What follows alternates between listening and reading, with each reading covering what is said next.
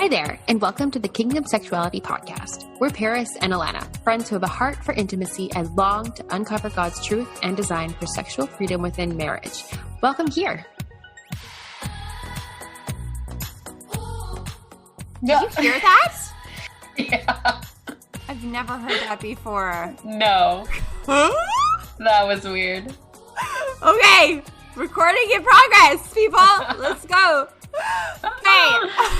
Welcome back, Kingdom Sexuality family. Alana and I have put together something really, really fun. We're just coming out of the pornography series. You guys, I hope this really, really blessed you. Alana and I have learned so much through this, and just the wisdom and vulnerability that people really just shared their hearts on throughout this was overwhelming, and not in a bad way, in a really beautiful way. So we just really pray that blessed you. But coming out of that, we really wanted to get something fun going on. So Alana and I were brainstorming, and Alana's like, we should talk about sex positions and just like really good sex positions. And I was like, that's a genius idea. And just before we got on here, we were talking about how many of us that got married and just thought we sucked at sex because, like, hands up for how many people didn't know that there's techniques to a lot of this. Right? Right? Oh, yes. Yeah. So, looking back and you're just trying to you go through an app or something. You're like, okay, well, let's try something different, I guess. Yeah. And you're like, oh, that totally flopped. Or, oh, that was really uncomfortable and I don't really know what I'm doing or how we're supposed to get into a rhythm. Yeah. Completely. And then the sad thing is, so many of us, and this is my story included, I start feeling like we aren't built right, or we've got something wrong with us, or we just develop identity issues, you know, whether it's just to do with sexuality, and all these things start coming into play simply because we just don't know, and we don't have very wholesome biblical resources to go to on sex and the technique involved. This is something that I wish someone had just told me 8 years ago when I got married. I had no idea that there was technique involved. Like, none. I just thought it was going to be all fireworks and everything was supposed to work. We had a really rude awakening. But it is not that way. This, for some people, was not our story. So Alana and I have put together a really fun list of 3 very common sex positions, but we're going to go in depth onto how they work and variations of them so that they are intimate, focused, that kissing can happen during it, the face-to-face, a lot of us women just absolutely love, and also some that are pregnancy-friendly and just like physically, like anyone who deals with any kind of physical limitations, that it's friendly for that. We're really trying hard to make these very generalized so that most people can enjoy them. We understand that probably some of these, depending on what kind of journey you're on in your life, that these won't be possible, but know that we're continuing to work on this and just continue to pump out content on this. So the first one, Alana, should I take the first one? Yeah, give her.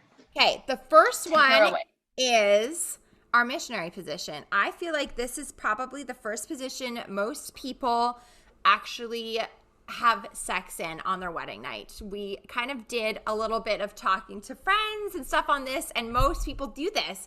And so this should not be new news to you, okay? Missionary position is wife laying on her back, husband face to face with her, laying on top of her, and he enters her from that position. But what we're going to throw at you today is a little bit of a modification that really turns the heat up, because this is where we're going to bring technique in. So a lot of women say they don't get pleasure from the missionary position, and we're going to shed light onto why that is, and we're hopefully going to give you some tools to change that. So what we're going to introduce to you is an abbreviation called CAT, C-A-T, okay? And what it stands for is coital alignment technique. This is what we're going to get into here in a second, okay? So you're going to get in the same position as always for missionary position with a small twist. So there's no like crazy flexibility. This is like, if you're rating it, Alana, how do you do it? This is, you have advanced, and what are your ratings for moderate? Yes, and there's easy, right? Moderate, and easy. Yeah. Okay, so this is easy. Everyone say hallelujah. This is easy. This is something that you don't need to be crazy flexible or anything for, all right? So this is how it works. The husband will enter his wife just like he would if they were having sex in missionary sex position, okay? So she's on her back. He's on top of her. They're face to face. I love the intimacy aspect of this. You can be kissing. You can be talking. You can see each other. I think that's really beautiful to have the whole intimacy side included in the sex position. And the husband's going to support his weight on his elbows and his knees, okay? But you're going to keep your bodies touching. So this is where the technique comes in. Your husband's going to scoot his body up a little bit while he's inside you, okay? Until his penis slides about halfway out of you. And in this exact position here, okay, this is where things shift a little bit. You might like this is a side note, you might like this position better a little bit if your pelvis is tilted up. So you might want to put like a pillow or a towel, or if you have a sex pillow, put that underneath your back or like your lower pelvis area to tilt your bum up a little bit. But I think you should try it both ways still. Try it laying flat, try it with a pillow, because it's all about the angles with this, okay? So now this is a really important part. Instead of thrusting going on during this sex position, the husband is actually going to roll or kind of like rock his pelvis back and forth over top of your pelvis, okay? And this is where you are going to focus on keeping direct contact with his body on top of your clitoris. So oftentimes it's slow, rhythmic rocking that is going to bring this kind of stimulation on and bring you to orgasm and to pleasure, okay? Does that make sense, Alana? Yeah, I think so. And I think too, to just be really patient with it too. Yes. Because, you know, like you said, with like the rhythmic rocking motion, I think it can be really easy to kind of get in your head and start being like, well, nothing's happening. Like they said there was going to be so much pleasure and nothing's happening yet. But I find often if you need to just really like, you know, you got to close your eyes and you got to focus on what's happening and just really be in it in your mind. And like closing your eyes if you need to. Like, I feel like that's not a weird thing to do. Like that's a normal thing to do. Absolutely not. And it helps with concentration too, you know, and just really getting into, you know, out of your own thoughts, but like really in the present. And closing your eyes helps your brain to make that transition. And it's a good thing to do, just like to train yourself to do that, right?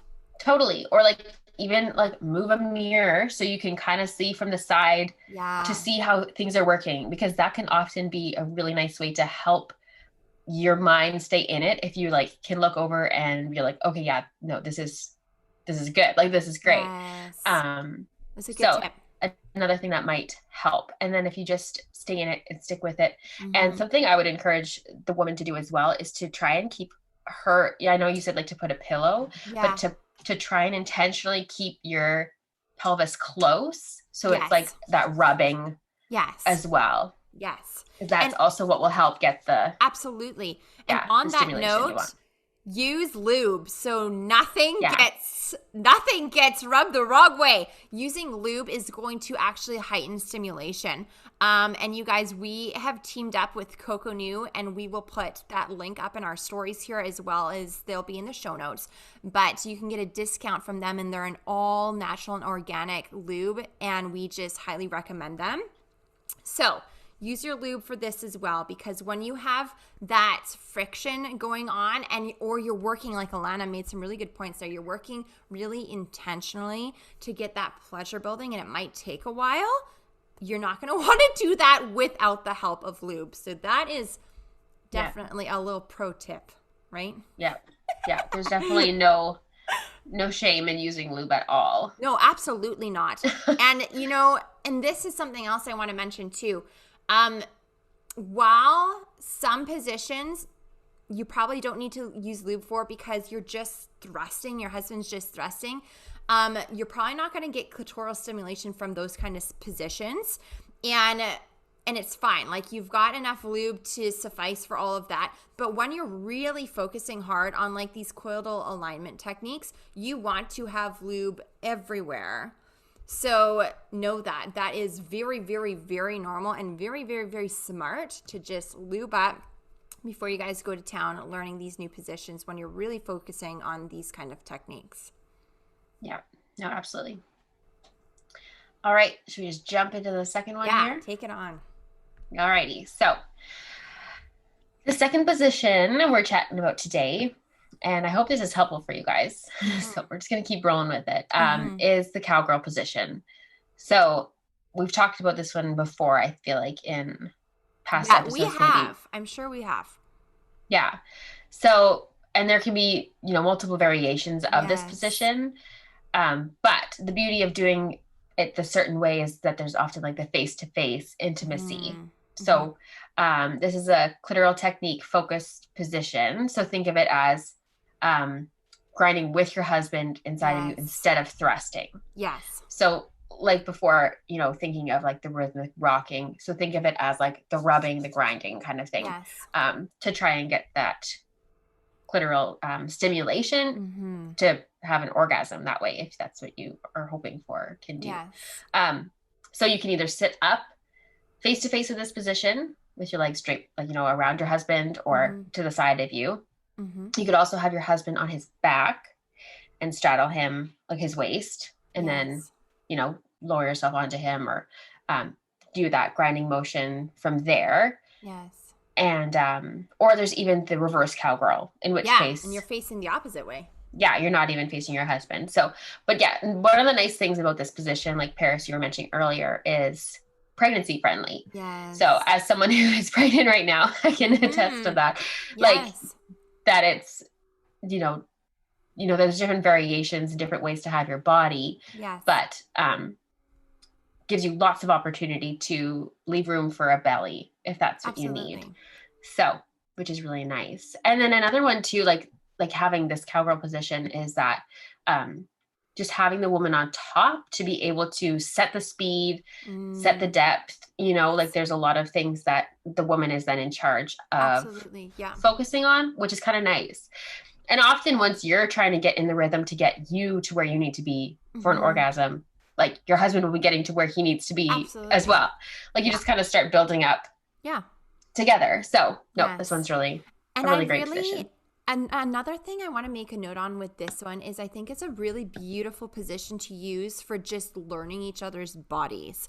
It's really non-invasive. And like you said, especially like for newlyweds too, I think for any women who have like a lower cervix or any kind of issues where deep penetration really, really is painful or it's nerve-wracking at that point still. When you use the cowgirl position, you are able to maintain, and really work with the depth on that, right? Or like you said, just the speed of things and just the grinding motion and all of that. And I think that's very cool to note that within that, you're going to really figure out what brings you pleasure. Because if we look at stats, it's a woman that takes a really long time to just figure out what feels good, what positions I love, how do I get myself to pleasure with my husband. All of these things come into play. And this position can offer a lot of beauty in terms of really learning that and embracing that together, which I really think is a beautiful little unique thing about that position. Yeah, for sure. No, I think it's really nice. And it's really like, I think it often can be a bit intimidating at first, I feel like, as a woman. I mean, I feel like it was for me to be able to like, absolutely.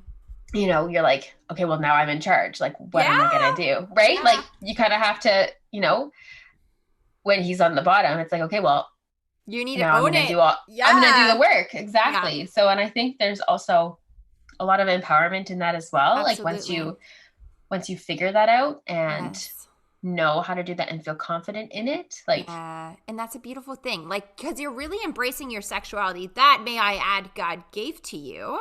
Yeah. And I think that's such a beautiful thing to get to that point of peace and acceptance and empowerment. I love that you use that word with that, because that's exactly what it is. And I'll also add, your husband's going to love it. Our husbands love seeing us really be free within the bedrooms and vice versa. We love to see our husband be free within, intimacy with us as well. And I think that's another beautiful thing that this position offers, 100%. Especially if you're not one to typically like take charge within the bedroom, like to then kind of surprise him and do that, I think would be such a great gift. Yes. Yes. Okay, no, that's awesome. Okay, that's a really good position. Very forgiving. Lots of things you can use as opportunities to learn and grow in that. I really recommend that one, no matter the stage of your marriage that you're in. Okay, next, let's go to the deflated doggy style. Probably most of you are very familiar with the doggy style. But this one, again, we're bringing technique into this, and there's some variations. So the widely known all fours position is super, super sexy for your husband, but oftentimes us ladies don't get much pleasure out of it at all, like almost diddly squat, right? So another thing with this position is husbands will often take it really, really fast and not giving us the opportunity to get pleasure from it. So right, like this is like a great like quickie position. It is a great quickie position for sure. But if you want to take it to the next level, this is what we're going to share with you guys. We want you to think of this as slow and steady, and you're kind of building the heat here with this variation. So variation number 1 is us women. So wife, you're going to lie down on your stomach, okay? And your husband is going to lie on top of you. And you're going to tilt your pelvis up so your butt is coming up enough to let him in. Again, use a pillow underneath your hips if that helps you with just the elevation. And you're going to have him thrust in a very slow, rhythmic fashion. You can also use your hips to thrust with him. This is very fun, again, to use as an opportunity to learn and grow together in different techniques and different sensations with this one. Because actually the pressure from your husband on you and in you within this position is going to put different pressures kind of like in your lower stomach area. And it actually will help to heighten your sensation. And here's another tip with this one. If you have a moderately full bladder, that also helps with heightening your sensation. Okay, that's so funny that you say that, is because I find that always in any position. Like which is bizarre. We're all friends here, okay? So I will let you guys in on this. I will make sure that I have a moderately full bladder before I make love with my husband, because I know it's always going to be better. It's so true. And also, you should be peeing after sex anyways, so you kind of hit both in one shot. Totally. There. I remember reading as someone who has I have a tilted uterus kind of. Yeah. And I remember reading in that, I only found that out after I had Theo, or when I was pregnant with Theo, when I went for my ultrasound, and then I looked into it after, because it's like, oh my goodness, like there's different things you prefer in sex or not because of this. And one of the things it had said was to have a full bladder helps. And I was like, oh my gosh. And the light bulb went on. I was like, oh my goodness, that's so true.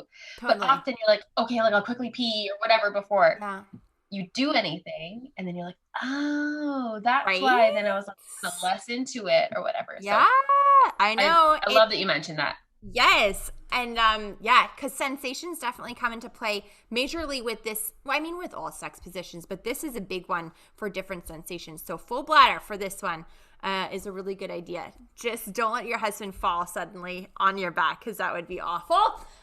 There's also things to be wary of in this position. Right. So as you're in this position, you can experiment with your legs as well. Have your legs spread further apart or have them close together. This will help with different sensations as well, both for you and your husband. And also, so that's that moderation, but you can also take this to a different level if it's just physically not possible for you to be lying on your stomach and your husband on top of you, and there's a lot of reasons why that could be not physically possible. So we want right? If you're pregnant, all those kinds of things. If there's a huge size difference between you and your husband, like all that stuff is totally valid. You can go to the original doggy style, okay? So wife, you would be on all fours and your husband would be kneeling behind you, entering you from behind. But either during sex or after, your husband could give you manual stimulation, so he can be stimulating you clitorally during this. And you could also throw in there asking him to just slowly thrust instead of just going to town. Ask him to switch up the speeds or maybe the depths and that kind of stuff. Like, always think of those two things. Think about the speed and think about the depth, because that can add a lot of differences to the sensations that you'll experience during that specific position.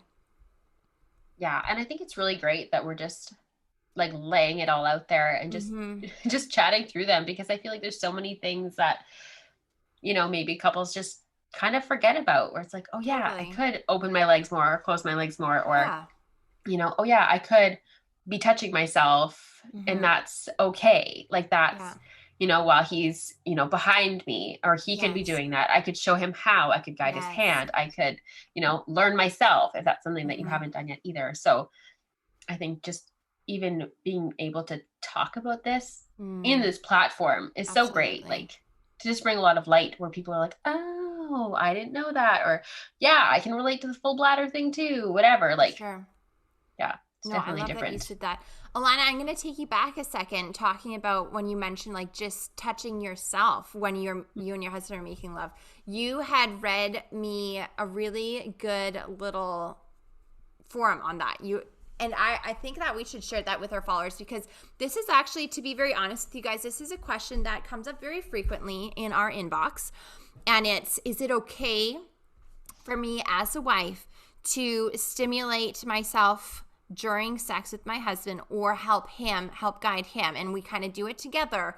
And, you know, that all kind of falls under the same umbrella. And the underlying question is, can I touch myself? Is that okay when I'm being intimate with my husband? And so Alana, you have a really good little post on this that I think was very valid for this.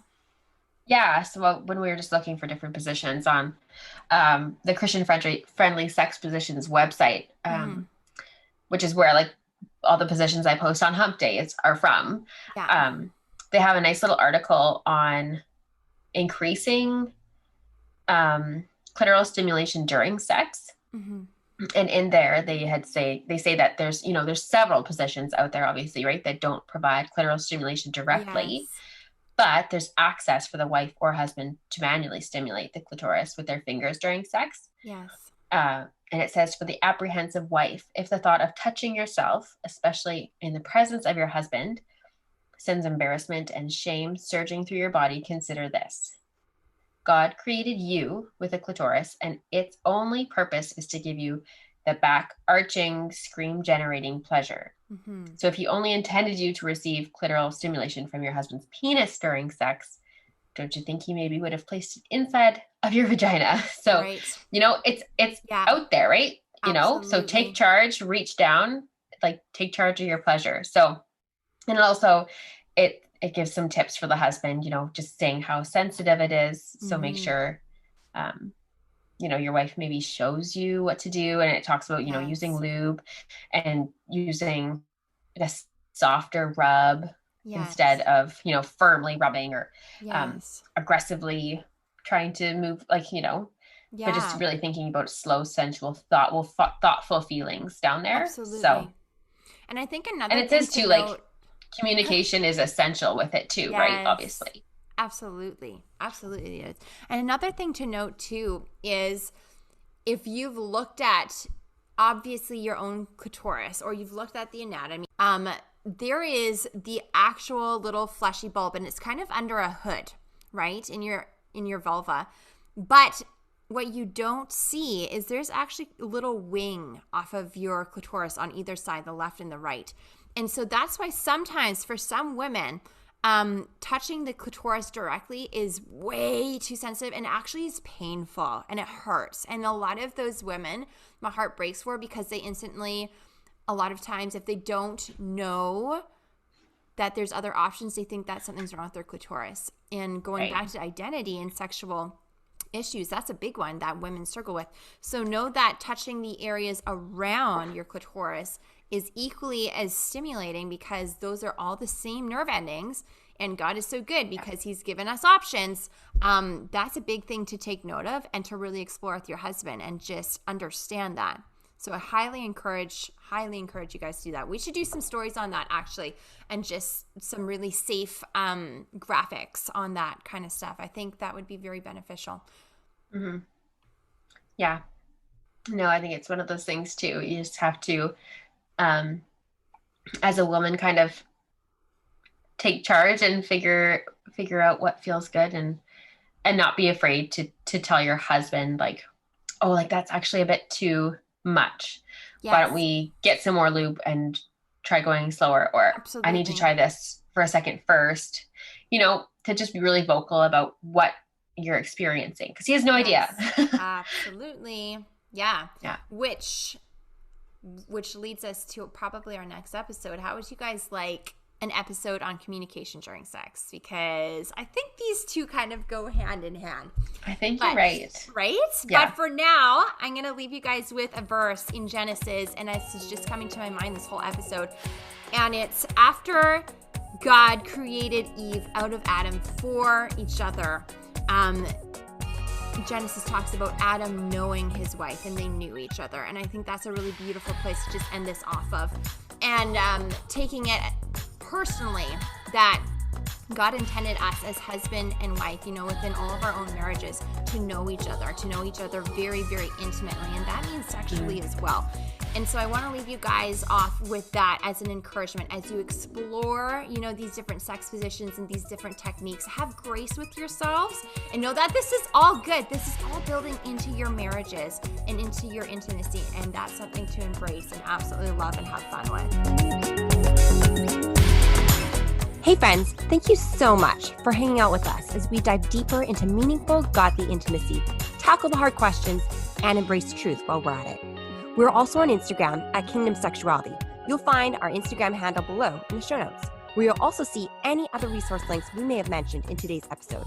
As always, our hearts are to cultivate deep community and freedom with you guys, and we cannot wait to continue this journey alongside you. We'll see you in the next episode.